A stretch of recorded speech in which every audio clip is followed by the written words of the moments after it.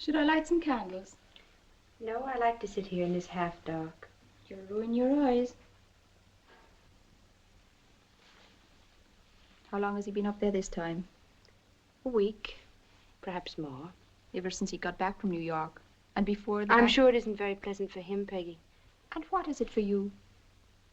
Shut up there for weeks on end without a word or a sound. If it was any man but him, I say he keeps a bottle up there in that tower room. Peggy. Kiss them.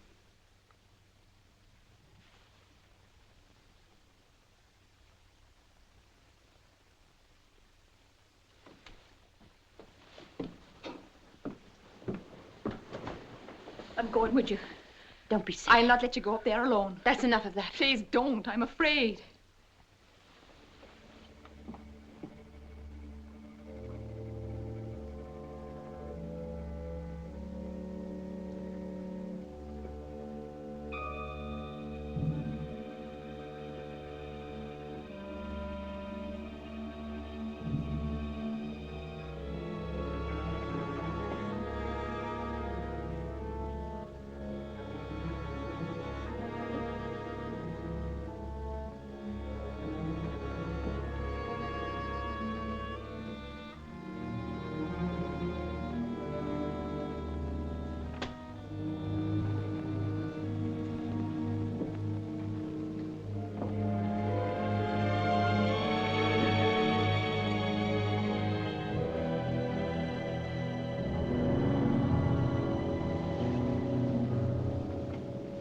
Oh, it's you.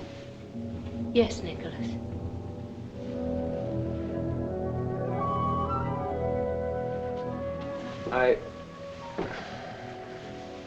This is an unlooked-for pleasure. I wasn't expecting you.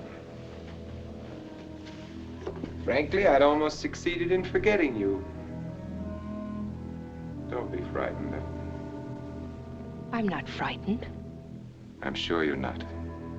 You have courage, Miranda. I like that about you. It must have taken a great deal to make this pilgrimage up to the mysterious tower room. I assume your twisted little friend is offering up suitable prayers for your safe return. I see no reason why they should be necessary. Tell me, are you disappointed in what you found here? I'm sure you expected velvet drapes and heathen idols, an altar for human sacrifice at least.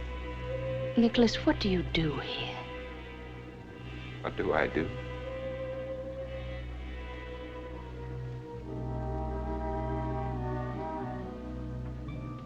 I live. I'm sure you mean a great deal by that, but it isn't very clear to me. Didn't expect you to understand. How could you? Don't be offended. By ordinary standards, you're quite intelligent. But I will not live by ordinary standards. I will not run with the pack. I will not be chained into a routine of living which is the same for others. I will not look to the ground and move on the ground with the rest. Not so long as there are those mountaintops and clouds, and limitless space.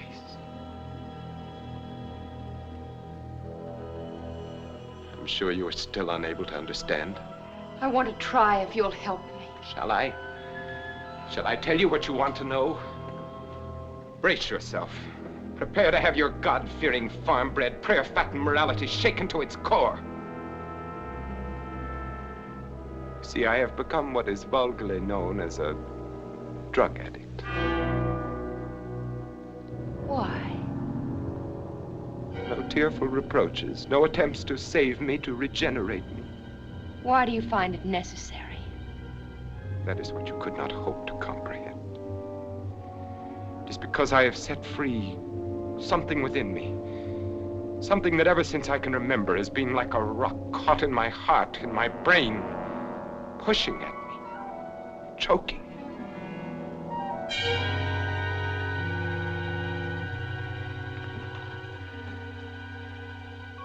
I know you better than you think.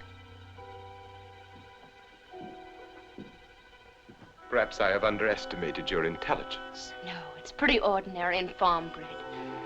I couldn't follow everything you said, but I think it's pretty simple. You're just plain running away. Is it as simple as that? I've seen farmers with their crops ruined and their cattle dead. and most of them just go to work. But some of them blame their troubles on God and get drunk. To forget, to run away and hide. That's what you're doing, Nicholas. Whenever you've come up against something unpleasant that you couldn't change, like the rent law. Or the death of my son. Our son. Get out of here. Nicholas, let me help. I don't need to be helped. Help me, then. Please don't shut me out like this. Let me be unhappy with you and happy again. Let me be part of you. Let me love you and love me too.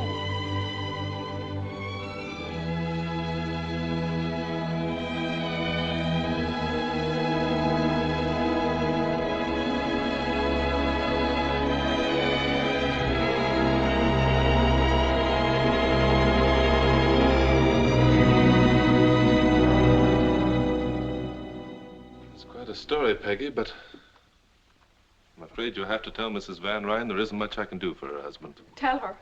She doesn't even know I've come here. Then what? And do you suppose I'd so much as whistle to get help for him? It's her I'm afraid for, Dr. Jeff. Afraid of what? I can't say right out, but there's a blackness in that house and in him. His coming and going, the look in his eye when he watches her. You've got to come and take her away. What makes you think she'd want to go? Whether she wants to or not. I'm only a doctor. I've got no right You can't leave her there to be hurt and hurt again. Not knowing what she's done wrong or how to do right. Happy as a child because he so much as sends a plant to her room. A plant? An ugly-looking growth to my taste from Egypt or Asia. Has she been taking her meals in her room? Yes, oft times. Why? Come on.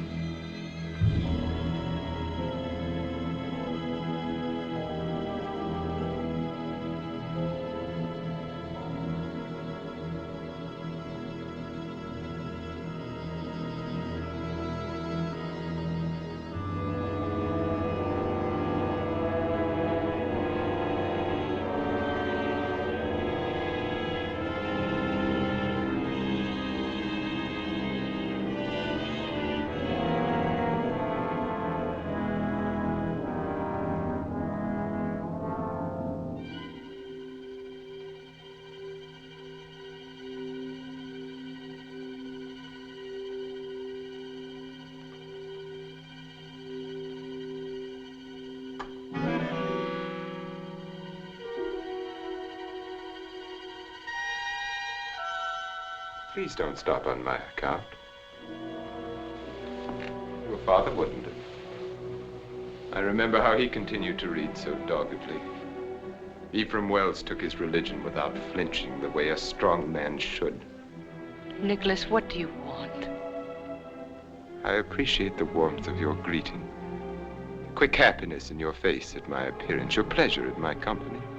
Why have you come here? Inasmuch as this is my house, must I explain my presence in it? Of course not. Forgive me, I'm so tired. I'm sure you are.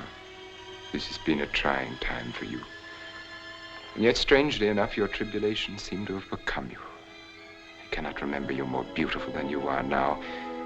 And your beauty amazes me as much now as always. Your strength, the earthiness of your peasant stock, and more, your grace, your unexpected look of quality. It would be a pity if we were not to have another. If you were barren. That's a matter of the Lord's will. Yes, the Lord. I'd forgotten. The Lord who giveth life and also takes it away. Why did he take my son's life? I have no way of knowing that. It could not have been without purpose. No one gives life, takes it without purpose. Why do you suppose you are here, Miranda? By the Lord's will or by mine? What you are is the reflection of what I wanted you to be. You live the life that I gave you. Now you do look frightened. What are you thinking? Of Johanna. Why? I don't know.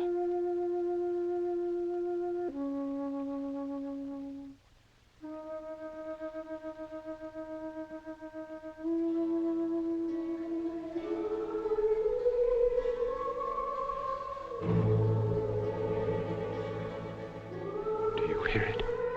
What? Nothing. Wind through the trees. There is no wind. There is. A creaking board somewhere. It's not important. It's stopped now.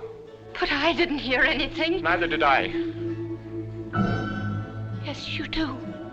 It's from the Red Room. The harpsichord is ill. Stop it. Then Katrine did hear her that night when Joanna... And you must have heard it too. And you must have been listening the night our little son... I never believed it, really. But now I do.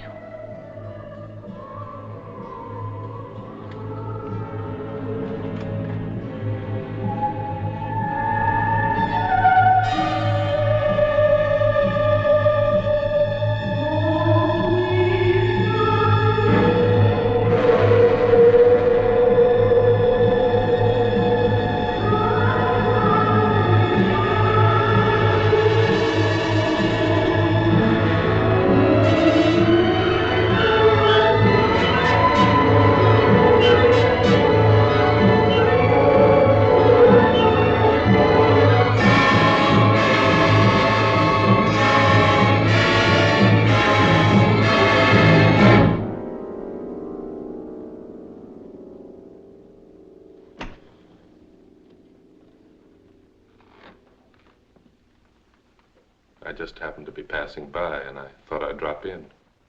Passing by. I see. Summoned in the best heroic tradition by the faithful little cripple. And have you an army of farmers equipped with pitchforks lurking in the garden? No, that fight's all over, and you lost it. But Peggy seemed worried about you, so Do I look as if I needed medical aid rushed to me in the dead of the night? You can hardly expect a diagnosis from me based upon your appearance alone. It's good to know you have become more careful in your diagnoses, Doctor. I can recall when you were less thorough. I've improved a lot since then. There was much room for improvement. May I be frank? You're not a very good doctor, Dr. Turner. There are too many things you should know that you don't. I still insist I've improved. For one thing, I've learned a great deal about plant life. I would think that human life were more to the point. I've discovered that the two are strangely related. You know, in a way, you're responsible for it all. How nice. We must discuss your discoveries sometime soon. What about right now? Jeff, what are you doing here at this time of night? The patroon and I are discussing flowers. Flowers? And while we're on the subject, I suppose you've thanked him prettily for the lovely plant in your room? I don't understand. It doesn't matter, he does.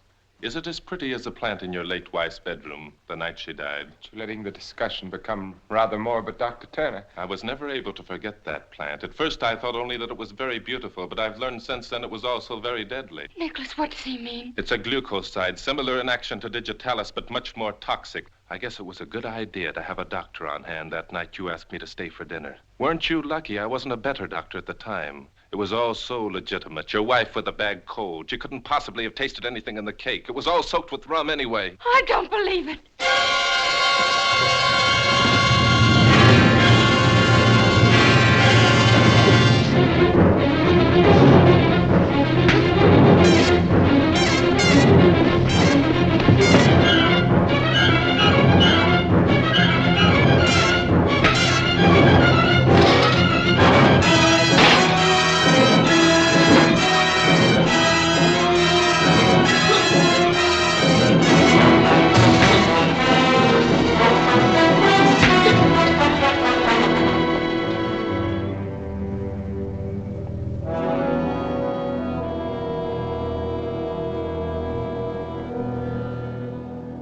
Miranda, you better come with us.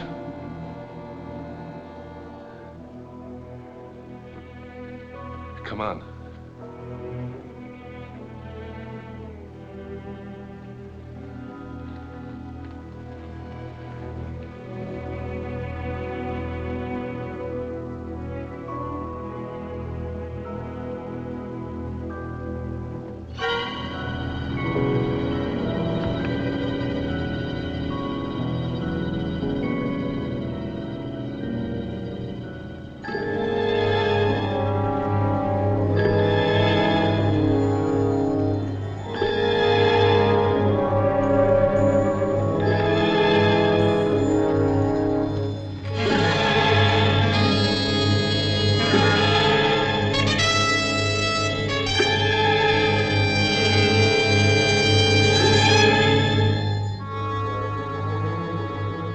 Tom Wilson, Jeb Ribbling, Gebhardt, Brown, Berger. Come forward, all of you. I have something to say to you. Apparently, I have not yet been able to make my position clear. I will try once more. Believe me, my patience has come to an end. Lives, liberties, happinesses. Pursue them where you will. Sing and dance and dip them in bronze if you like. But you will not destroy Dragonwyck. You will not take away from me what has been mine for more than 200 years. No babbling idiot of a governor will make laws that have to do with my manor, with the manor that my son... that my son will inherit.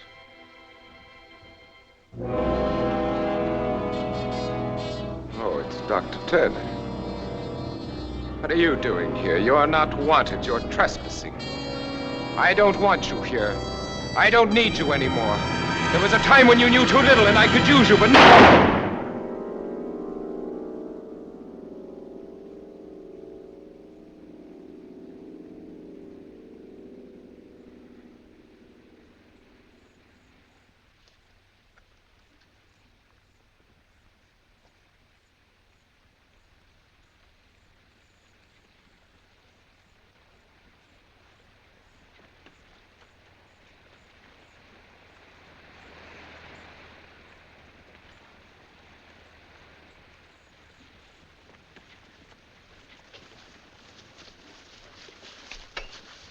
If you don't mind, Mr. Van Ryn, I'd have to ask you to come along with us.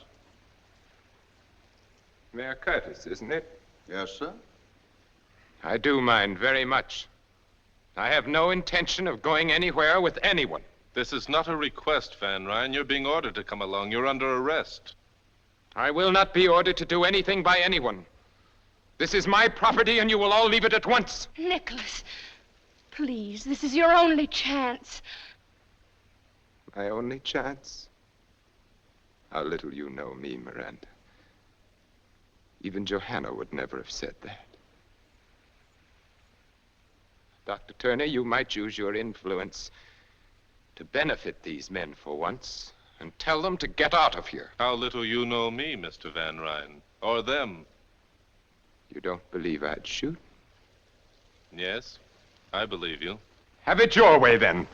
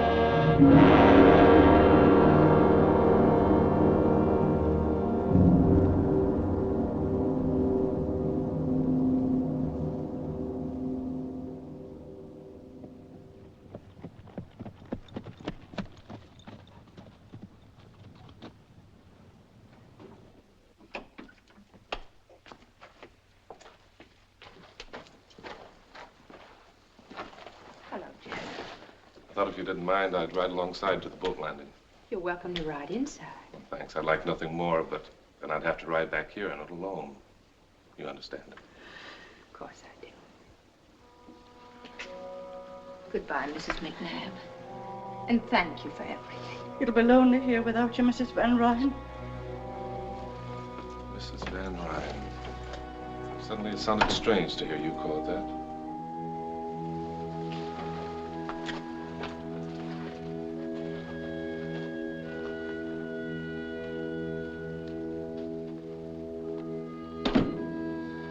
Is that all you're taking with you?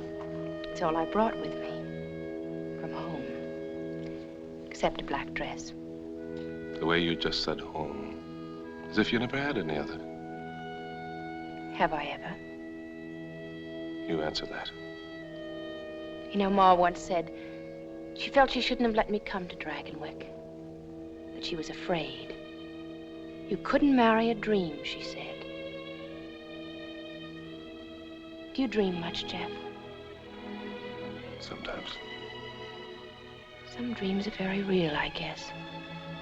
So real that they get confused with reality. And then when you wake up and look around, you find yourself saying, what am I doing here? How did I get here? What is this to do with what I am and what I want? Then I guess you make up your mind you've had a nightmare. And you go crawling to your Ma and Pa. So it's back to Greenwich now, Miranda. With never another thought of anything here. Well, Greenwich isn't so far away after all. Perhaps you'll be passing through sometime, Jeff.